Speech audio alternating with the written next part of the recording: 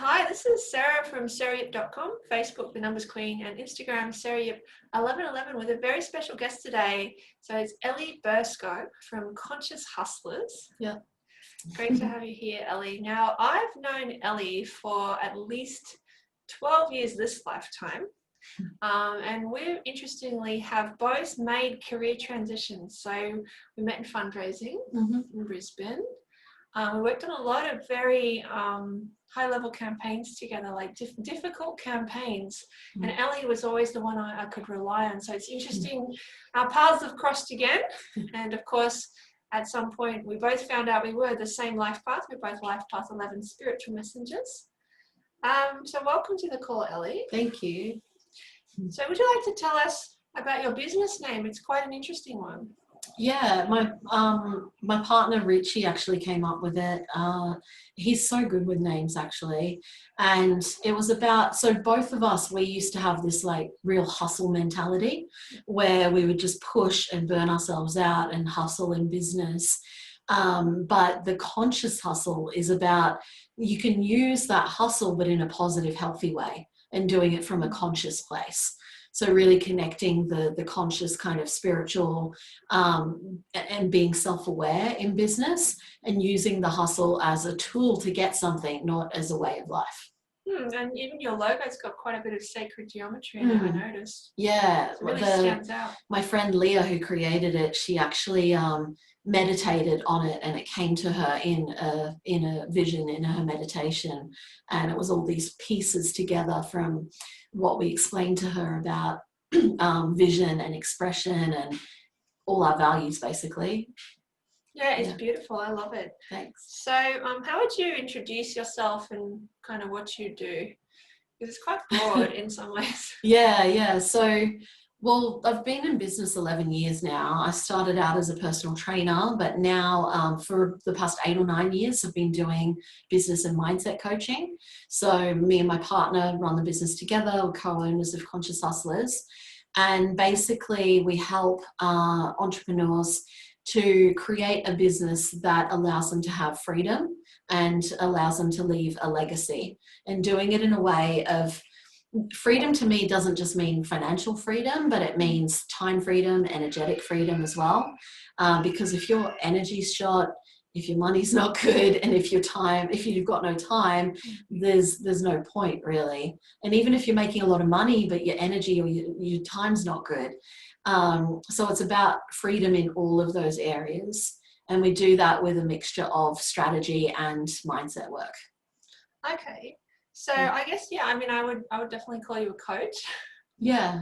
And a trainer. And I have read on your website, so you've coached hundreds of business owners to create 6- and 7-figure businesses, which is pretty amazing in that, fairly short time period. And I think at one point you also met Richie Branson, is that right? Yeah. So I think it was about 4 years ago now.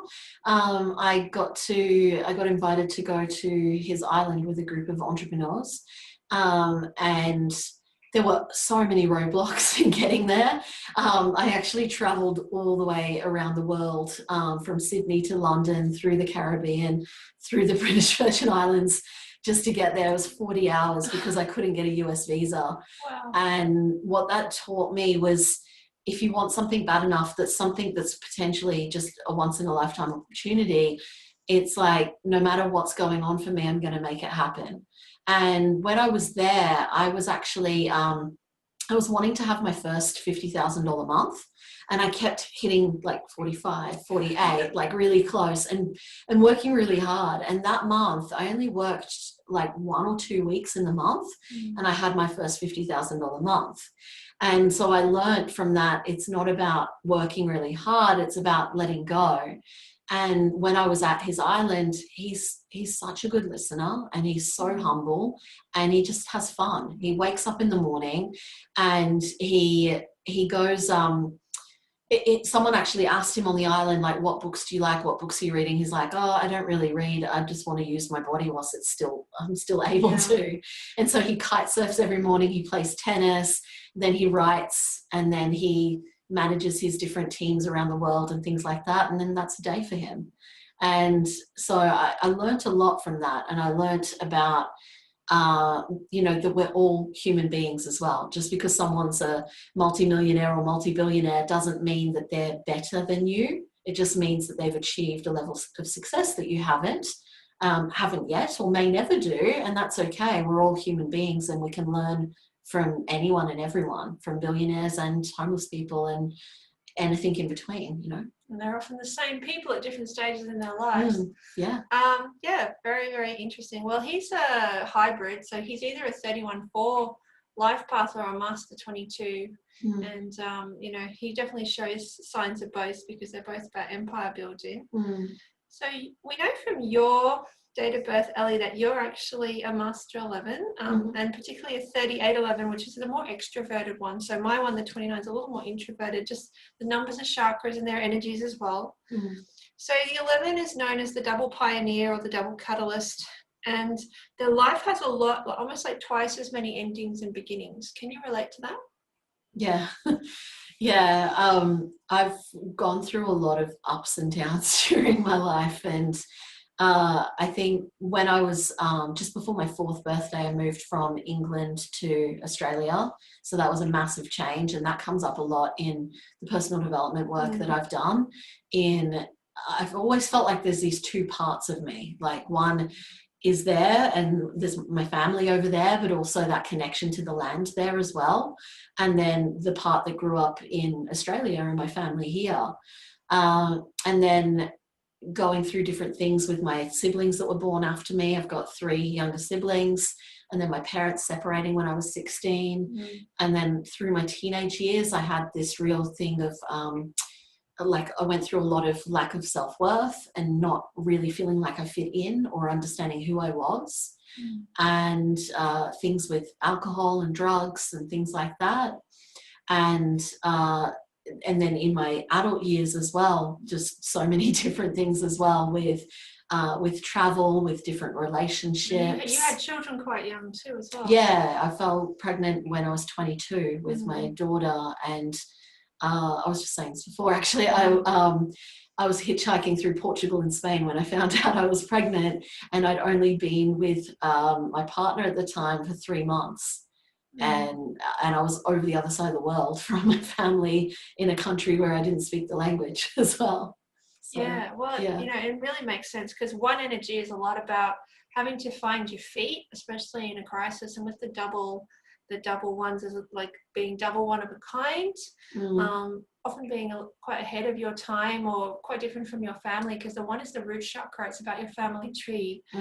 And I find 11 looks like a bridge between heaven and earth, and on its side it looks like a bridge between cultures and just different energies and frequencies. So a lot of 11s are very complex people, and I often say, if you meet an 11 and get them to tell you their life story, you'll never believe it.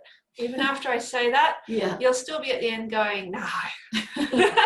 I share some things, and then people are like, wow. Like, I was on someone's group call for his clients the other day, and he's like, by the way, you're a badass. And I was like, I share these things, and I was like, oh yeah, I've done a lot of cool stuff. Like, I kind of forget myself. Yeah, well, 11's really, and a lot of people with many master numbers in their charts, they do live life at breakneck speed. I often say 11's pack, 11 out of 10 into everything. Yeah. But it's also, I guess, having, as an 11 who studies 11s, I find often, they can have quite a difficult first 30 or 40 years. And definitely you see a lot more of the rewards and the gentleness and the rhythm come from the midlife. I have a blog about famous 11s. In terms of famous 3811s, example is Madonna. At 38, she had her baby. She always wanted Lourdes, her miracle baby. She got her dream role in Evita, which she said she was born to do. You've got people like Jennifer Lopez. I know she had a lot of peaks around then. I mean, the 3811 women are very, very strong and often very provocative. I think I have the same birthday, or maybe a day different to Madonna as well. Wouldn't be surprised. Jackie O is another 3811, also very iconic. 38, I believe, is when she married Aristotle Onassis, which was very controversial. So Ellie's not 38 yet. It's kind of interesting, actually, because you turn 38 in a few years, which is when your partner has his life path turning point. and your daughter has a turning point, and actually all your children have turning points just around the same time. So we know that their family's going to, I don't know, create their own country or something. And we can all just visit and get like little cute toy visas or something. Buy an island. Yeah, maybe. Quite possible with you. Yeah. So obviously you haven't gone through your adult turning point of 38 yet, but you have gone through your childhood ones of 2 and 11. So what kind of changes did you go through at 2 and 11, Ellie? When I was 2, or me and my sister are about 1.5 years apart, so around that time, my sister was born, and it was funny. From a very young age, I used to boss her around and tell her what to do, and I was the leader, and I always wanted to be a teacher since I was like 3, and I'd get her to sit down and she would just have to do what I said, basically. So I think, being an only child, not for very long, but then that sibling coming in, that was a big turning point for me and also for my parents, because they were very young parents as well. My mum had me at 19. So that was around that age, and only, 1.5 years later, moving to Australia as well. Yeah. And then 11, it was around 11 or 12 that I moved from the house that I grew up in to my second house that I grew up in. And yeah, I just remember, even at, such a young age, really hating change, really pushing against change, and being scared of the unknown, and not wanting to move at first as well. So that was really big for me. Yeah, well, as 11s, which is also adds to 2, there's a lot of healing, the sacral chakra, which is a lot about feelings, and it's a lot about control versus going with the flow. And it's a lot about like trusting, especially trusting in the divine feminine, in the mother figure, and there's often quite a lot of healing that needs to happen there. Yeah. At 2, I remember having a big fight with my mum, which is quite typical. 11, I remember going on a trip to Parliament House the day that someone drove through the doors in a 4-wheel drive. Wow. And I had this little joke that it's very easy to enter politics in the right vehicle. And that was actually my first job. I've always loved politics. And at 29, which was my adult turning point, is when it's actually about the time I met you. And also when I was just getting into my psychic work, and I discovered numerology. So thank you for sharing. It really does make sense with the themes. What would you really love to achieve by your life past turning point around that 38 mark? Yeah, so I'm 34 at the moment. I'll be 35 in August. And I feel like what you'd said before about so many ups and downs. There's been a lot of pushing and hustle and control. And since I met my partner a few years ago, he's very much just go with the flow, just trust the universe, like everything's okay. And I'm like, but no, I've got to do the things to make it happen. But I've been learning since I've been with him, and as I've been getting older as well, to just trust more, and that things maybe don't make sense all of the time, but to trust in that and know that it's all okay. And so I've really been letting go and stepping into my feminine more. I had my 3rd child last year as well, and just slowing down a lot and really building energy.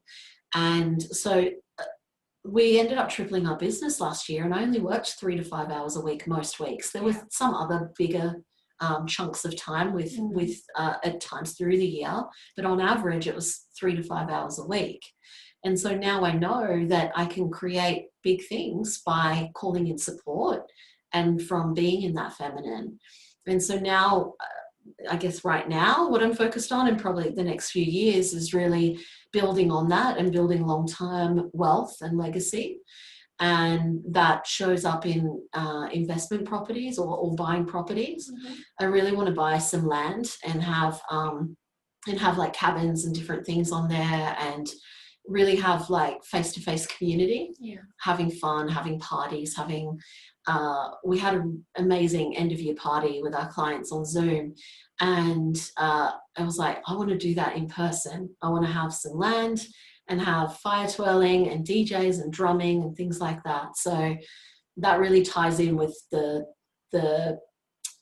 homes or land that I want to buy. Yeah, That makes plus also sense. the community Yeah. stuff. Well, Yeah. in a few years, that would make complete sense. And I mean, obviously, Alice will be just at that age where she's really wanting to socialise too. Yeah. Yeah, well, you know, the Gold Coast is great for all those things. I mean, yeah. Chris even has a fire twirling scar on one of his cheeks. Oh, really? Oh, yeah. We're full hippie over here. Yeah. I grew up with that. When I was in high school, one of my boyfriends did fire breathing and twirling. All my friends did it. We'd have parties on people's properties. Like, it's just reminding me of that. Well, it's interesting. Like in numerology, every word, name, business name, whatever, it can be reduced to a number. And fire has an 11 energy, and so does light, and so does change. Okay. And I do find like change is like a fire, you know, there is no in between, like it's sort of just before and after. Yeah. Let me see what else we were going to talk about.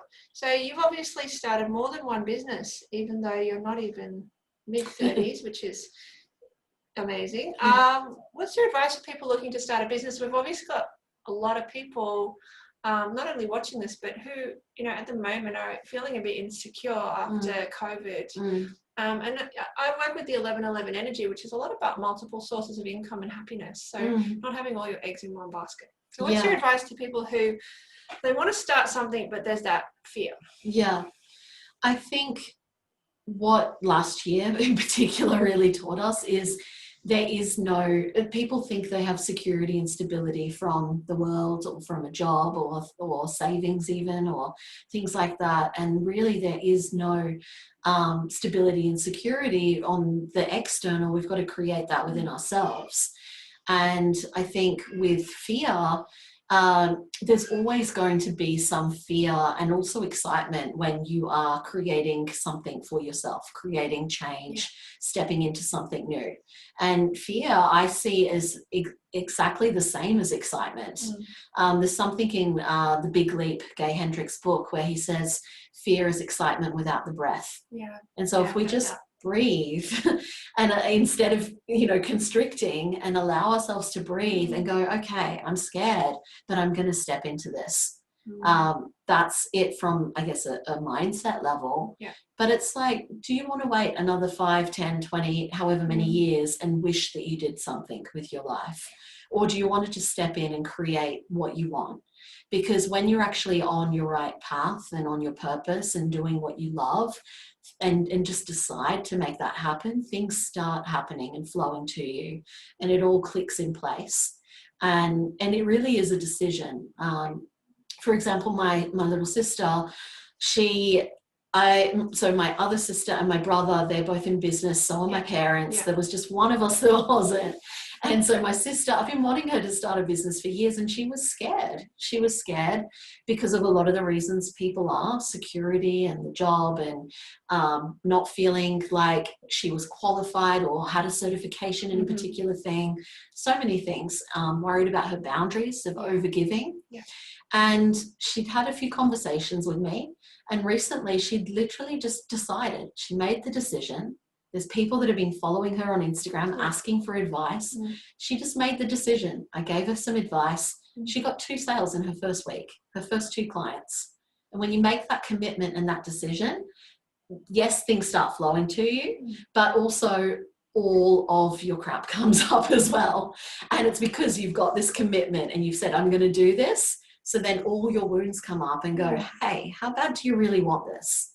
And that's why it's really important to be surrounded by like-minded people, to have a mentor as well, and to follow people who have done what you want to do, people that match your values and the life that you want as well.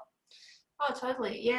Yeah, absolutely agree. And in numerology, commitment has a 44 vibration, and that's the same as happiness.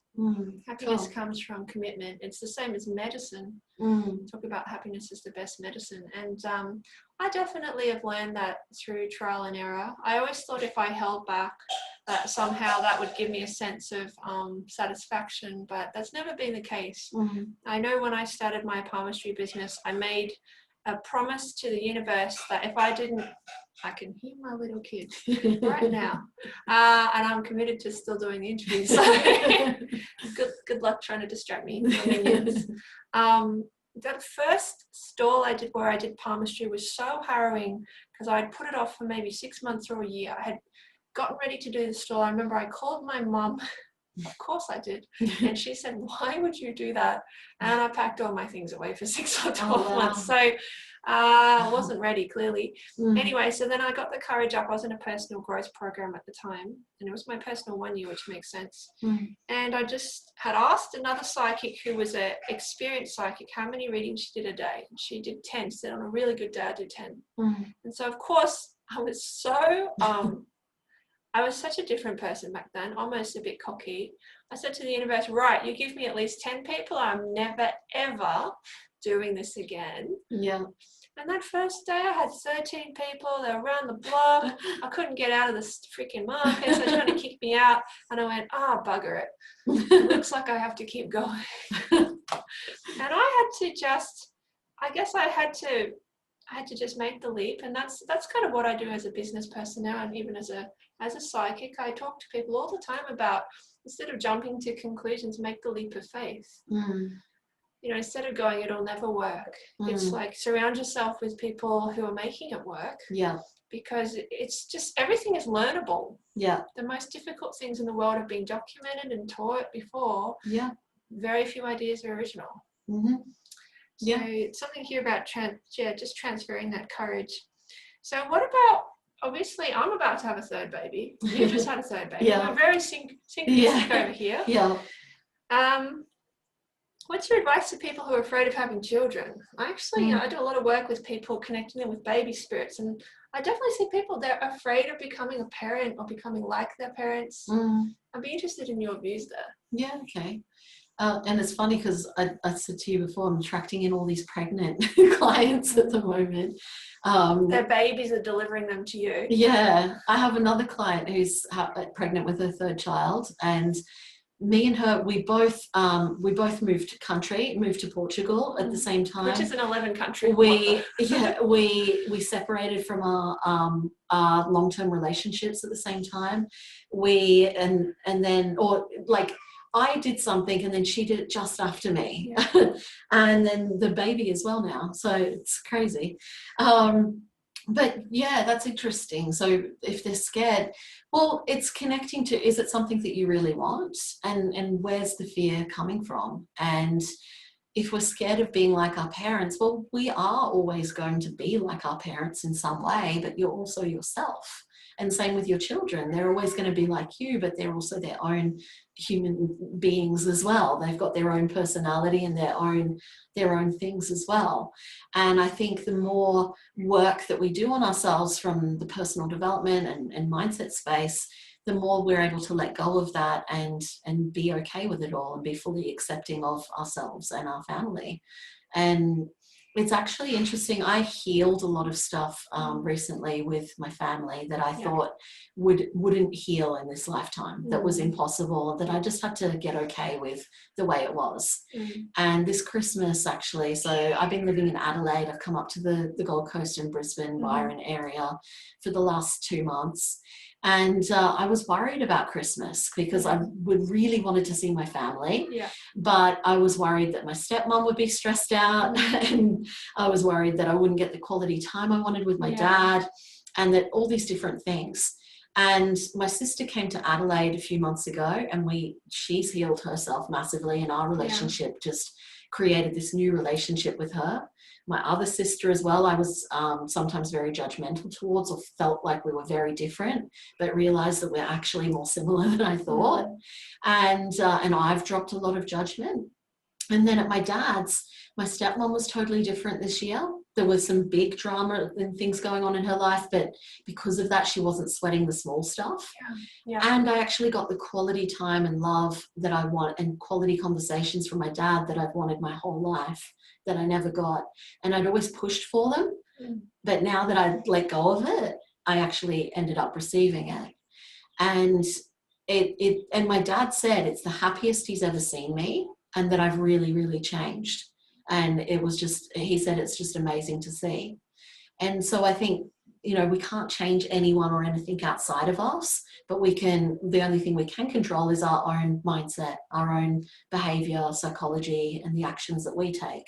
Totally. And I think when we fully accept ourselves and work on ourselves, then we can bring these beautiful beings into the world that then are our mirrors as well, and teach us even more about ourselves, and we'll trigger your stuff and go, hey, have you really learned these things? Totally. But I think they're beautiful blessings as well. And I think the three biggest things that make you grow in life are your relationship, your business, and children. And they very often come all at the same time, because I know I met Chris and then started healing from an eating disorder, and then pretty soon knew we wanted to have kids, and then of course we ended up working together as psychics. And I think that's always been like that village way of actually, it's a way to stay together. You have lots of common touch points. It makes sense, because actually when you look at the 11, it really looks like sort of two opposites or two sides, but when you zoom out, the 11 actually is it's like this tree of life. So a lot of the times with that 11 energy, I find it taking that step back, doing a bit of surrender, having that relaxation, it just, everything mends, a lot of things mend themselves. When you stop seeing them as broken and creating them as broken all the time. It's like the world is naturally a healing place. And our bodies naturally heal themselves of wounds if we get out of the way. A lot of the time. I think as well with COVID, like it showed a lot of people that things can change in an instant, and we've got to get okay with change. And it also brought a lot of people closer together and got people to think outside the box of like, oh, maybe I should start a business. Maybe I should go online. Maybe I can do that now. Maybe I can have dates online over Zoom. Or my family didn't meet my baby for almost a year. And you have to get creative. And I think it made people drop a lot of stuff and become a lot more open. Yes, definitely. Well, 2020 was a 4 year. It was a lot about opening your heart, coming back home. And then 2021 is a throat chakra year, which is about sticking your neck out, actually being confronting in order to create space and freedom, which is why I expect to see a lot of people access the inner entrepreneur from now on. Because it's very similar to, in the Brisbane floods, people couldn't get food. And after that, everyone started to keep a food garden. Like everywhere you go in Brisbane now, you have herbs and things growing, because they know now that can happen. And I feel like this was like a very large scale version of that. And so now financially, people are wanting to have their own gardens and not rely on this external supply who really is not going to personalize service for them. There's a lot of power in having a side hustle and even having a family business. I mean, Asians have known this forever. we always like to keep our money and our wisdom in the family. That's for sure. So, Ellie, what are you and Richie offering in 2021 for the people who are kind of interested in your vibe and where you're going? Our main program is called Legacy, and it's about helping people who already have an established business to be able to scale their business, create recurring income, and really create that legacy and that freedom for themselves and their family. And then for people who, we've got a new offering we'll be starting soon, for people who are maybe in those earlier stages or just about to start a business, which is a 21-day program, and it's all about sales. And so, I've been in sales, working in call centers and then my own businesses since I was 19. I'm 34 now. And Rich has been doing it for family business since he was like 14. So we've both got amazing wealth of knowledge around sales. And with sales, it's not just the strategy, but it's the mindset as well. It's overcoming that fear and overcoming your own stories and reasons why you can't, to really just put yourself out there. And by letting go of all the things that are holding you back, then having the structure and strategy to do it most effectively and to call in the people that you want to work with. So we're doing that as well. Well, sales is just a helpful conversation. And I note sales has an 11 energy, which is that it can be very polarizing and triggering. And I'm not always good at sales unless I really believe in something, but perhaps that's perfect. And maybe that's where the world is going as well, that we stop pretending and we really just talk about what we know about. We get back to the basics, and maybe that's really where the world's going, because people don't have time to waste anymore, and they see straight through the the fluff. Yeah. Their radars are very on, and especially the new children, you know, they're incredibly conscious and psychic. They'll just stare you down. I think sales as well isn't about selling someone or trying to push them into something or being desperate for money, or a lot of people get scared of it because they make it all about themselves, and then they're worried about rejection and things like that. But it's not about you, it's about the other person and helping them to change their life, overcome something for themselves. And so it's actually going through a process of just calling in the right people through your messaging, through your conversation, and then showing them how you can help them. Yeah, it's just like connecting the dots. I have to say, like, moving into the psychic industry and then not only like being a reader, but getting a lot of readings, I became very passionate that when anyone would reach out and say, I really need a reading, that I would help them somehow, even if it wasn't me doing the reading, because I quickly realized I have a certain style, certain personality. Like I use the numbers and palmistry. It's very scientific. It's not for everyone. And I only work, you know, a small amount at the moment, for example. And I realized that I had a responsibility to have a network. And so, to be totally honest, a lot of the time I'm referring other people and promoting other people. And then I get a commission these days. For a long time, it was just karmic. There's a lot of goodwill because everybody knew that they could trust me. And so I sort of saw that as, it's like almost like being part of an ecosystem or seeing myself as an industry representative. And for me, that made it so much easier to talk to people about money and what they really needed, because I actually just saw it as something I belonged to. It wasn't like a job. It's never, as soon as I came into this industry, it wasn't like a job. It was like my home. Yeah. And I think I mentioned, as soon as I did it, my first TV show, I met my husband reading his palm on a lover's segment, how to read your lover's hand. That was it. We're together 3 kids later, you know? So I've had to really look at it from a different angle in order to make it work for me. And I'm definitely still learning off you. Sales stuff 100%. And then she's getting into 11 as you'd expect. Yep. So how can people contact you, Ellie? They can find me on Facebook. It's Ellie Bursko on Facebook and also Instagram, but I'm mainly on Facebook. Do you want to spell your last name? Yeah, Burscough. It's funny, it's got like cough in it. Yeah. It's like, make some noise. And my first name, Ellie, Ellie. So yeah, feel free to friend request me, shoot me a message, let me know where you found me. We also have our Conscious Hustlers community on Facebook, which is a free group. So you're welcome to join us there. And we actually have, when you join that group, a free program, which is worth over $200. I created it last year just as COVID was hitting, because there was a lot of, it's a program about overcoming fear and anxiety.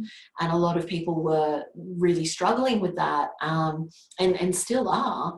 So it's about how to overcome fear and anxiety. You get that for free when you join our free group as well. Awesome. So yeah, I've been in Ellie's group for about 6 months. And I wouldn't say I'm a traditional student, like I didn't do all the homework.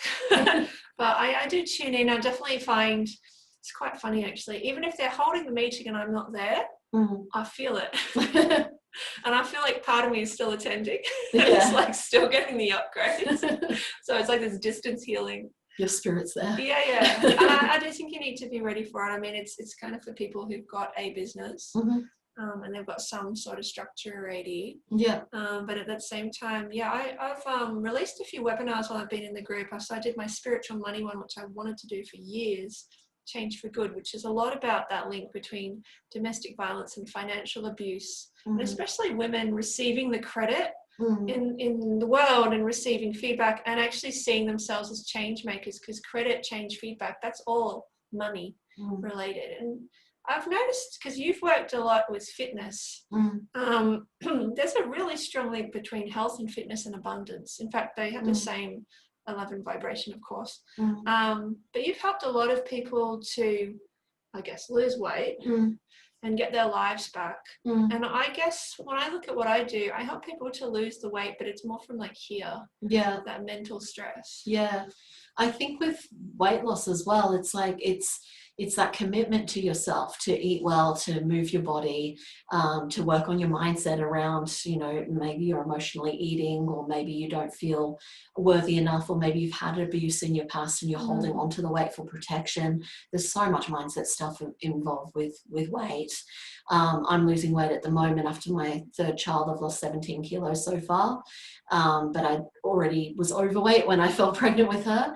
And it's when you commit to yourself and that discipline, and keeping your commitments and your promises to yourself, that's an act of self-worth. And so when you lose the weight, you're physically losing the weight, but you're mentally, emotionally, energetically, and spiritually as well, losing the weight as well. And it's like this big weight off your shoulders. Oh, totally. And you're keeping those promises to yourself and saying, well, I'm worthy and deserving of feeling healthy and happy and abundant. I've definitely seen a link between that weight and waiting, like waiting for happiness or waiting for your soulmate. There's definitely like a correlation with the words and the energy. And even just, how do I put this? Just taking on stuff that's not yours. Yeah, there's no question. You see that, especially like really empathic people with really soft skin, and they don't always know how to say no, and just for sure. And what's so interesting, so when I became a psychic, someone said to me, oh, you know, all the good mediums, they're overweight. And I just started stacking on like within a week. I was like, what just happened there? Whoa. I want to be good. I had to reprogram that one. Yeah. But it was amazing because I was immediately like, I want to belong. Yeah. I went straight, it was like hypnosis. Yeah. So for sure, you need to also look at the people around you. Look, Ellie, it's been so interesting to talk about numerology and conscious hustlers and babies with you. I hope you've enjoyed the call, everyone who's watching. Contact Ellie if you're interested in what she does. And just thank you for sharing your life with us and your wisdom and your truths. Yeah, thank you. It's been great. This is Sarah from SarahYip.com, Facebook The Numbers Queen, Instagram SarahYip1111 with another special guest interview, and we're just very grateful for all your support. So 1111 peace signs always, and we'll see you next time. Bye-bye.